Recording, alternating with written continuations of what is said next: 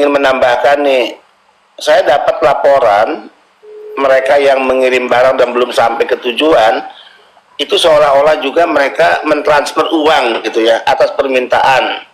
Nah, saya himbau ini hati-hati, pastikan yang menelepon itu siapa, ya, pastikan.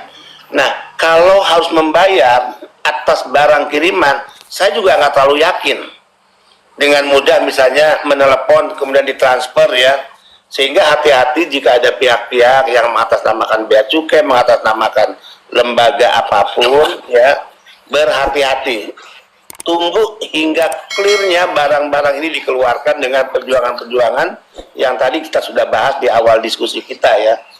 Saya tidak mau, kita udah rugi barang kita misalnya ya, mengendap berapa lama, kemudian rugi uang juga untuk mentransfer kepada pihak-pihak yang mengatasnamakan akan memperlancar proses pengeluaran barang. Itu hati-hati ya.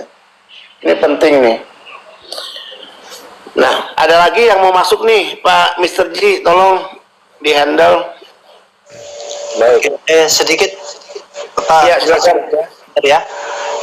Mungkin ya untuk yang hari itu peraturan tanggal 11 Desember dibuat dan diresmikan artinya dijalankan secara formal itu 11 Maret ya.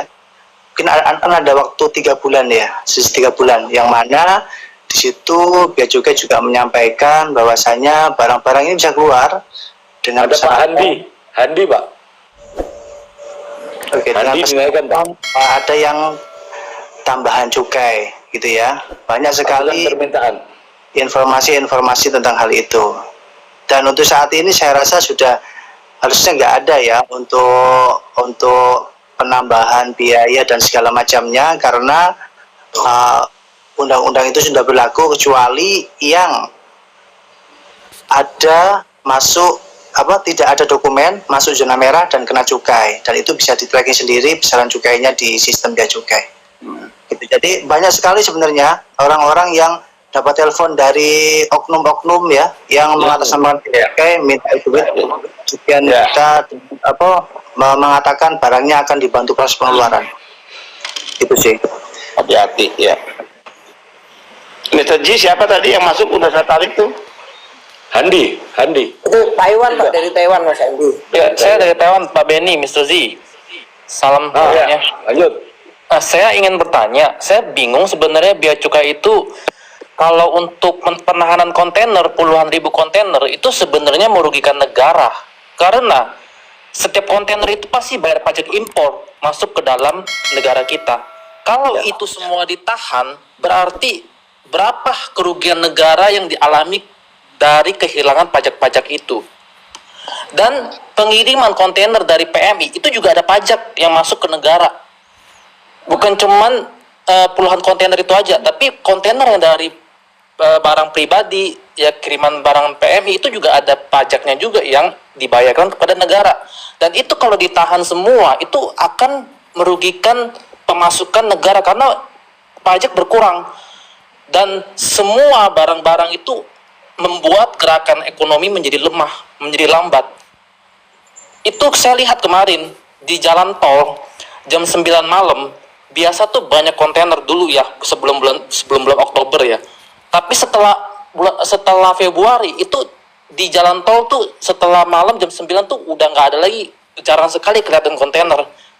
Jadi saya merasa saya sangat prihatin ya, walaupun saya posisi ada di Taiwan dan jarang sekali ada di Indonesia. Nah, di satu sisi saya melihat bea cukai justru menyalahkan semua pihak dan merasa dirinya paling benar.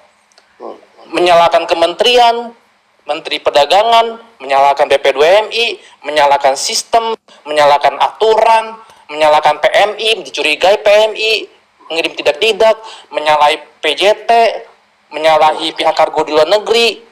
Semua disalahin dan seakan bea cukai itu paling benar, tidak ada salah sama sekali. Ya. Oke. Iya, itu yang ingin saya ucapkan sih, Pak. Terima kasih, Pak, atas kesempatannya. Mas Andi, saya setuju 100% ya substansi yang disampaikan. Dan tentu ini keprihatinan kita bersama ya. Di satu sisi negara ini harus responsif terhadap persoalan-persoalan di lapangan. di sisi lain negara ini menghadapi tantangan ekonomi ya, tantangan global yang sangat luar biasa. Nah, di sisi lain adalah kinerja, gitu kan, yang dianggap buruk ya oleh publik, oleh masyarakat. Nah, khusus terkait barang PMI ini sama nih.